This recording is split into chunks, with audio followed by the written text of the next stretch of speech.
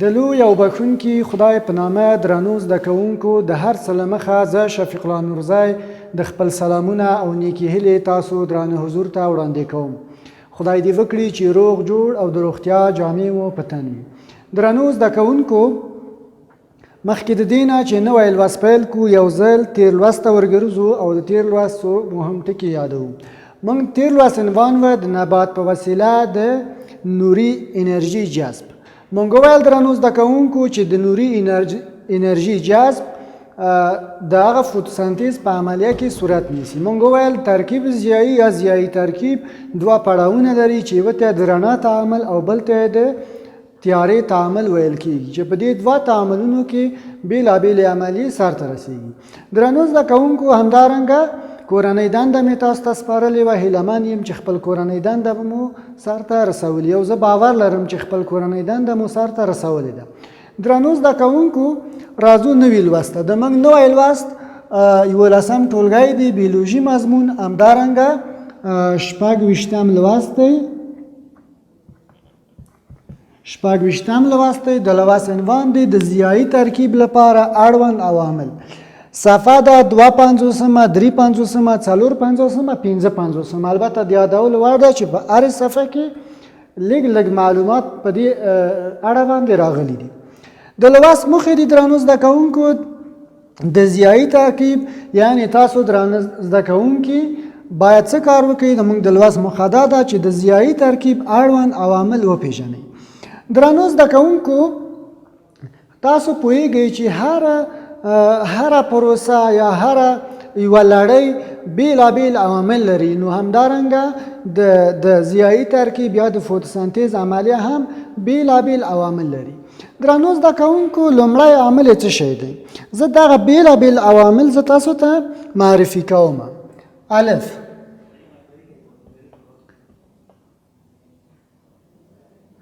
د لمر رڼا. درنو زده کوونکو، د لمر رڼا یو د هغه مهمو فاکتورونو یا د مهمو عواملو څخه دی. تاسو ګورئ چې د لمر رڼا درنو زده کوونکو، موږ چې کله د لمر رڼا ګورو نو هغه یوازې په سپین رنګ باندې لیدل کېږي. ولې د یادولو وړ ده چې د لمر په رڼا کې بېلابېل طیفونه لیدل کېږي. لکه تاسو ګورئ درنو زده کوونکو، ما تاسو ته دغه د لمر د رڼا طیفونه برابر کړي دي. نو وروسته به موږ په عملي ډول باندې هم لاړ شو، هغه کومه تجربه چې ما تاسو ته تیاره کړې ده هغه به هم وګورو. نو تاسو ګورئ چې د لمر په رڼا کې بېلابېل طیفونه دي. البته د یادولو وړ ده چې 7 طیفونه لیدل کېږي، خو ما کوښښ وکړ چې دغه طیفونه د تختې مخ ته تاسو ته راوړم. نو تاسو ګورئ دلته تقریبا 4 طیفونه لیدل کېږي. موږ وویل درنو زده کوونکو چې دغه د لمر رڼا د فوتوسنتیز د عملیې دپاره یو دغه سور، تاسو ګورئ سور خالصه رنګ او همدارنګه آبي رنګ چې په کومه ساحه کې لیدل کېږي، دا د فوتوسنتیز د عملیې لپاره ډېر اهمیت لري. کومه رنګونه ډېر اهمیت لري درنو زده کوونکو؟ یو خالصه سور رنګ او بل آبي رنګ چې تاسو کومه ګورئ، یا آبي رنګ یا دغه د خالصه سرې څپې او آبي څپې د فوتوسنتیز د عملیې لپاره درنو زده کوونکو ډېر اهمیت لري. دویم عوامل څه شی دی؟ کلوروفیل. درنو زده کوونکو، کلوروفیل هم یو د هغو عواملو څخه دی چې د فوتوسنتیز په عملیه کې ډېر رغنده رول لري او بدون د کلوروفیل څخه ضیایي ترکیب یا د فوتوسنتیز عملیه نه ترسره کېږي. موږ وایو چې د پلاستیدونو د ډلې څخه کلوروپلاست چې شین پلاستید دی هغه د کلوروفیل لرونکی دی، او کوم شین رنګ چې په پاڼو کې لیدل کېږي هغه په خپله کلوروفیل دی. او کلوروفیل دغه د لمر هغه فوتونونه جذبوي، او هماغه فوتونونه چې کله جذبوي په پایله کې څه کار کوي درنو زده کوونکو؟ همدغه د لمر فوتونونه جذبوي او د لمر انرژي بالاخره په کیمیاوي انرژي باندې بدلیږي. دغه کلوروفیل درنو زده کوونکو د څه خاصیت لري؟ خپله کلوروفیل د فلورسنس خاصیت لري. د فلورسنس خاصیت لري، یعنی لاندې څپې څه کوي درنو زده کوونکو؟ د فلورسنس خاصیت لري. لاندې څپې جذبوي او اوږدې څپې وړانګې خپروي. یعنی هغه اوږدې څپې خپروي او لاندې څپې جذبوي. بل فاکتور څه شی دی درنو زده کوونکو؟ بل فاکتور د ضیایي ترکیب چې جیم ګزینه کې راځي هغه کاربن ډای اکساید دی. کاربن ډای اکساید موږ وایو درنو زده کوونکو چې کاربن ډای اکساید د تل لپاره په یو جریان کې په دوران کې، نو دغه کاربن ډای اکساید چې د ژوندیو موجوداتو د فعالیتونو په اثر باندې د میتابولیزم په اثر باندې هوا ته ازادېږي، دغه کاربن ډای اکساید شنه نباتات جذبوي. البته د څه په وسیله باندې جذبوي درنو زده کوونکو؟ د استوماتا د خلاصېدو په اثر باندې دغه کاربن ډای اکساید جذبېږي او بالاخره په ضیایي ترکیب کې د کاربوهایدریت جوړولو لپاره کاربن ډای اکساید شتون ډیر ضروری دی. یعنی همدغه کاربن ډای اکساید دی چې د کاربوهایدریتونه جوړیږي. یعنی که چېرته کاربن ډای اکساید نه وي نو کاربوهایدریتونه نشي جوړېدای. درنو زده کوونکو نو یو مسله دا چې شنه نباتات د هوا د آلودګۍ یا د ککړتیا څخه مخنیوی کوي همدا دی چې کاربن ډای اکساید د شنو نباتاتو په وسیله باندې جذبېږي. دال اوبه، نو د موږ بل فاکتور درنو زده کوونکو څه شی دی؟ اوبه دي. اوبه هم درنو زده کوونکو د استوماتا د خلاصېدو په پایله کې اوبه نباتات جذبوي. البته درنو زده کوونکو اوبه د ریشې څخه جذبېږي او بالاخره په بخښنې سره د استوماتا له لارې بیرته د تعرق په ډول باندې یا د تبخیر په ډول باندې د نبات څخه خارجېدلی هم شي. دغه اوبه درنو زده کوونکو لکه څنګه چې مو مخکې وویل د رڼا په تعامل کې اوبه په څه شي باندې بدلیږي؟ اوبه په هایدروجن او اکسیجن باندې تجزیه کیږي او بالاخره اکسیجن د استوماتا د لارې هوا ته ځي او هایدروجن د هغه تیارې تعامل ته ځي او بالاخره په کاربوهایدریت باندې تبدیلیږي. نور عوامل هم شته درنو زده کوونکو. نور عوامل د ضیایي ترکیب، نور عوامل دا دي، نور عوامل چې هغه تودوخه ده. څه شی دی؟ تودوخه.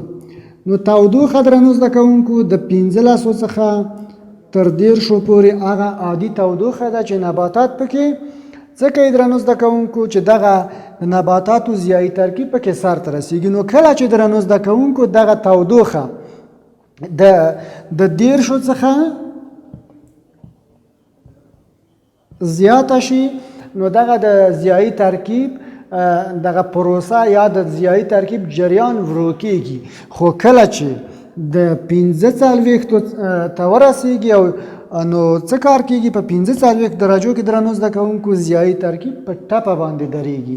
د یادولو وړ ده درنو زده کوونکو چې ځینې نباتات په ډېرو یخو سیمو کې شتون لري چې هغه د 1500 درجو د سانتیګراد نه په کمه تودوخه کې هم هغه د ضیایي ترکیب عملیه سر ته رسوي او ځینې نور بوټي شته چې هغه په 45 درجو کې هم د خپل ضیایي ترکیب سر ته رسوي. خو دا یو خاص یو ځانګړی حالت دی، ولې په عموم کې د 1500 څخه تر 1300 درجو د سانتیګراد پورې په ښه ډول باندې ضیایي ترکیب سر ته رسېږي، په 1300 درجو د سانتیګراد کې ورو کېږي او په 45 درجو د سانتیګراد کې دا په ټپه درېږي.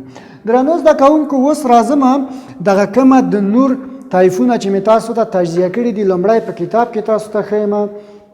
تاسو ګورئ درنو زده کوونکو چې دغه د لمر رڼا د یو منشور په وسیله باندې په بیلابیلو طیفونو باندې، البته د یادولو وړ د په لیدونکو طیفونو باندې هغه چې موږ ته د لیدو وړ دي دا پرې تجزیه شوي دي او تاسو سره خطونه ګورئ چې 390 لیکل شوي دي او د بل خواته 280 لیکل شوي دي.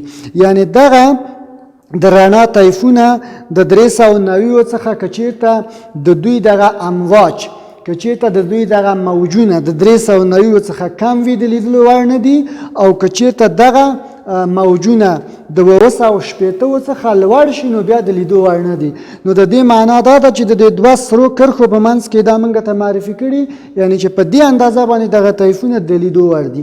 اوس درنو زده کوونکو راځو د خپله تجربې ته چې زه تاسو ته تجربه هم په عملي ډول باندې ښیم، په عملي بڼه باندې ښیم. درنو زده کوونکو تاسو ګورئ چې دلته ما یو منشور ایښی دی لمر ته، د منشور مې په اوبو کې ایښی، هاخوا ته مې یوه هنداره په اوبو کې ایښې ده او دا تیږې مې د دې په خاطر باندې ایښي دي درنو زده کوونکو چې دغه هنداره کلکه ونیسي او دغه د لمر طیفونه مې لیږدولي دي تختې ته. نو تاسو په تخته کې ګورئ درنو زده کوونکو چې دغه طیفونه لیږدول شوي دي تختې ته او زه تاسو ته دا یو ځل بیا ښیم. تاسو ګورئ چې څومره په ښایسته انداز باندې په ښکلي انداز باندې دا طیفونه د تختې پر مخ باندې لیدل کیږي. نو موږ وکولی شو چې دغه د لمر د رڼا تجزیه کو په بېلابېلو طیفونو باندې او په عملي بڼه باندې وګورو.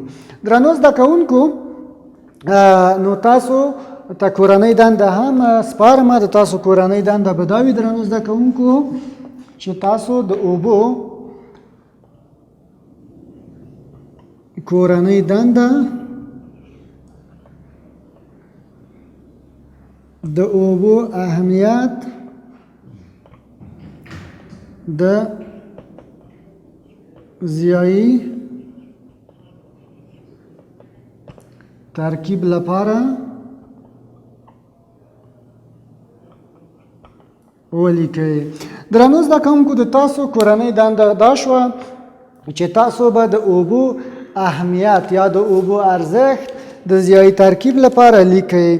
درنو زده کوونکو د یادولو وړ ده چې د تاسو هره کورنۍ دنده د تاسو په ارزیابي کې شمیرل کیږي. نو کله چې درانه او معزز د قدر وړ ښوونکي د تاسو صنفونو ته راځي نو د تاسو د کورنۍ دندې تپوس کوي او دا د تاسو په ارزیابۍ کې شمیرل کیږي. نو هیلهمن یم چې خپله کورنۍ دنده په ډېر ښه توګه باندې سر ته ورسوئ. د موږ د نن ورځې لوست همدلته پای ته رسیږي. د تاسو د راتلونکي لوست عنوان دی درنو زده کوونکو په ژوندیو اجسامو کې انرژي یعنی د ATP جوړېدل. دا د راتلونکي لوست عنوان دی. د راتلونکي لوست پورې تاسو په لوی او بښونکي خدای سپارم. سوکاله، آرامه او آسوده ژوند ولرئ.